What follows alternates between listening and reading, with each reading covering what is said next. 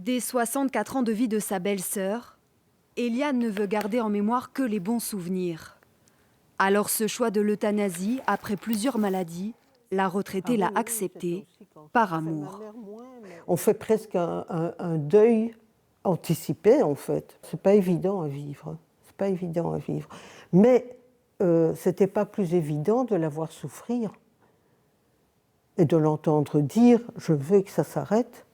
Cette délivrance, Eliane en a fait un combat. Par le biais d'une association, elle renseigne des patients qui pourraient trouver dans cette pratique une solution. Beaucoup sont français et se tournent vers la Belgique, où l'acte est dépénalisé depuis plus de 20 ans. Difficile pour elle alors de comprendre les réticences autour du futur projet de loi français. Je ne vois pas pourquoi les opposants puissent décider pour les autres, que les gens décident pour eux-mêmes.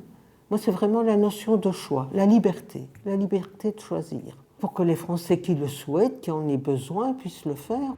Sur les 3400 personnes euthanasiées en Belgique l'année dernière, une centaine venaient de France.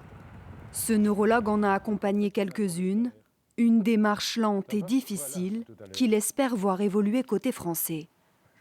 C'est une procédure qui est longue pour eux, longue pour nous, parce qu'on doit découvrir le patient, revoir avec lui son diagnostic. Donc je pense que ce débat sur l'euthanasie, s'il est bien conduit, doit amener, je dirais, une solution pour les patients français, une solution qui soit digne pour eux et qui puissent mourir enfin près de chez eux.